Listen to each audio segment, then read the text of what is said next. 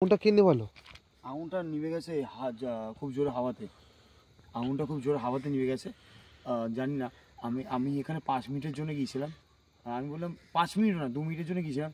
জোরে আগুন জ্বলছিল, গেলাম আর হাওয়া নিভে গেল। ওরে আমি বাবা! জানি না এটা কেন হচ্ছে। এবার আপনার কেউ ভুল মিন করবে না, মানে আমি যেটা আমার এক্সপিরিয়েন্স সেটা বললাম। আমি এখান থেকে hey guys, welcome to my channel the Bong Salesman. আবার তোমাদের কাছে একটা নতুন ট্যুরিজম প্লেস নিয়ে এক্সপ্লোর করতে চলে এলাম। এই শহরের ব্যস্ততা কোলাহল থেকে পেরিয়ে স্নিগ্ধতা, ঠান্ডা পরিবেশে শীতের মৌসুম পড়তে পড়তেই একটা ছোট্ট টিম উইকেট ট্রিপস নিয়ে সমস্ত কিছু এক্সপ্লোর করার জন্য তোমাদের কাছে চলে এলাম। সঙ্গে থাকো, বাকিটা পুরো ভিডিওর মধ্যে দেখতে পাবে। বাইক আসছে।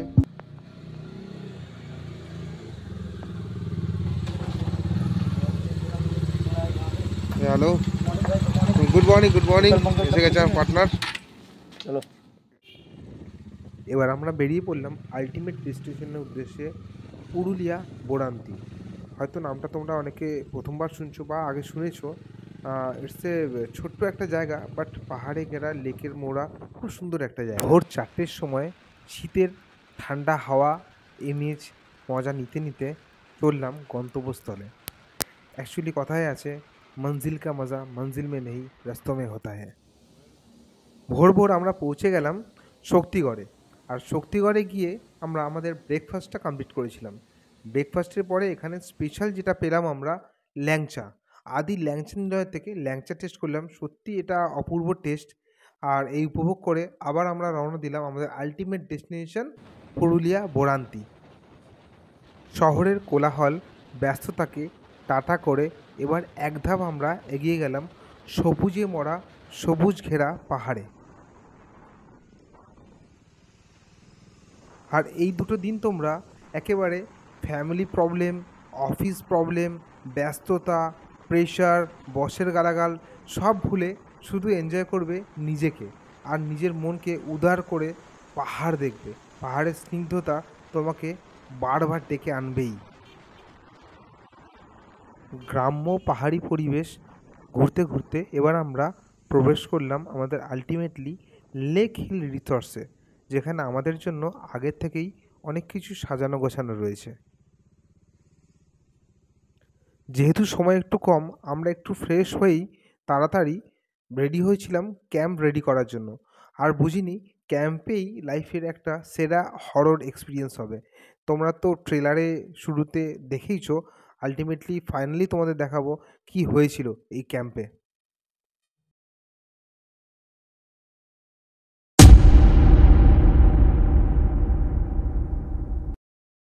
দুপুরের লাঞ্চ কমপ্লিট করে আমরা বেরিয়ে পড়েছিলাম পাহাড় আর লেকের একাকিত্বকে অনুভব করবার জন্য। এই জিনিসটা অনুভব করবার জন্য আপনাকে বারবার করে আসতেই হবে এই পুরুলিয়ার বোড়ান্তিতে। আপনি যদি একবার আসেন আর নিজেকে আটকে রাখতে পারবেন না সেকেন্ড টাইম আসবার জন্য। যাই হোক, এই লেকের পাশে বসে গরমা গরম কপ পাকোড়া আর চা এনজয় করাটা সত্যি অভাবনীয়। আর এদের আপ্যায়নতা আপনি দেখলে সত্যি মুগ্ধ হবেন। আর সন্ধেবেলা একবারে পাহাড়ের কোলে বসে লেকের সামনে এক কাপ চা, আর কি চাই বলুন। গরম চায়ে চুমুক দিয়ে তারপরে আমরা বেরিয়ে পড়েছিলাম লেকের মাঝ বরাবর লেকটাকে মজা নেওয়ার উদ্দেশ্যে।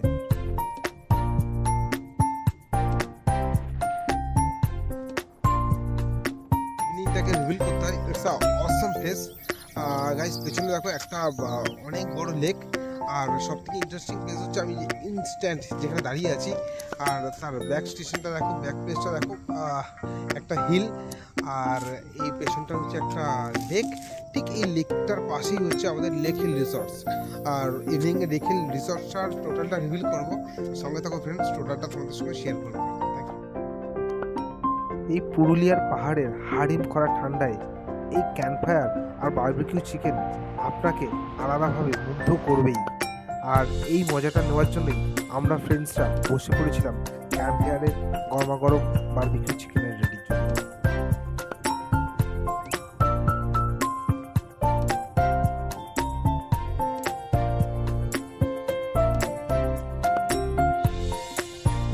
রাত এখন 2টো বাজে।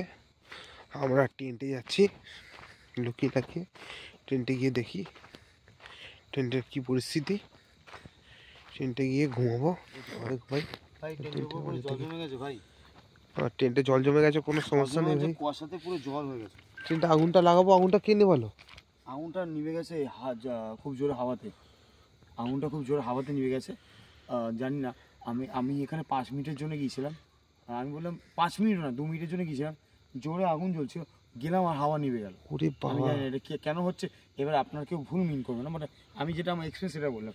আমি এখান থেকে চাদর ফাদর রাত 2টোর সময় এরকম অবস্থা। আমি মানে লাইট জ্বালিয়েছি, এই লাইটটা এখন ঘুরিয়ে দেখো প্লিজ, এই লাইটটা এখন জ্বালানো করিয়েছি আমরা। ঠিক আছে, গুটগুটে অন্ধকার, এদিকে মানে এটা নিয়ে পাহাড়, বেরোচ্ছি, মানে এত ভয়ানক ছিল যে আমি কোথাও গিয়ে পাই। এবার এইদিকে এদিকে কি যে আছে কিছু বুঝে উঠতে পারছি না। গুটগুটে এখান থেকে অন্ধকার, আওয়াজ শেষ। এই যে আমাদের টেন্টটাকে পুরো সরিয়ে দিয়েছে, এই যে এই ট্রেনটা আমাদের দমকা হয় সরিয়ে দিয়েছে। এই ট্রেনটা এইখানেই ছিল, এখান থেকে এরকম ভাবে এই ট্রেনটাকে উড়িয়ে ওখানে নিয়ে গেছিল। আমি ভেতরে ছিলাম, আমি তাই জন্য বাপরে বেরিয়ে যাচ্ছি ওটা। না বাবা স্যার প্লিজ আমাকে ক্যামেরা নেবেন না, আমি আর কিছু হবে না, কিছু হবে না, কিছু হবে না, ভয় লাগছে, প্লিজ কিছু হবে না, কিছু হবে না। না প্লিজ বন্ধ।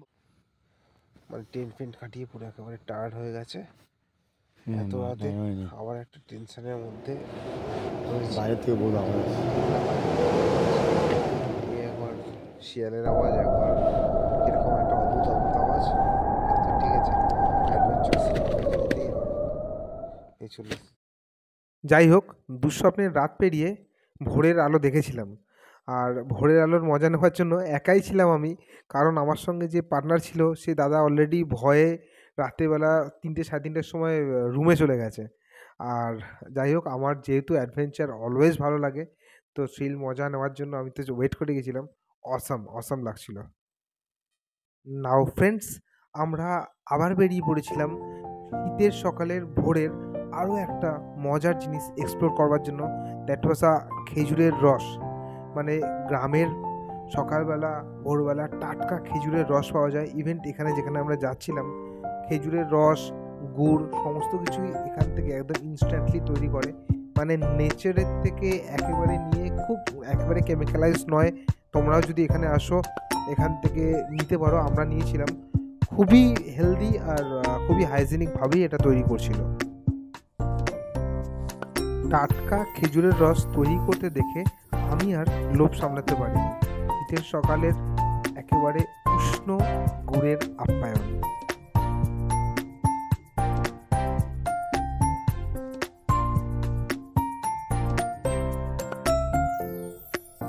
এরপর আমরা হোটেল চেক আউট করে বেরিয়ে পড়েছিলাম মাইথন ড্যাম দেখবার জন্য।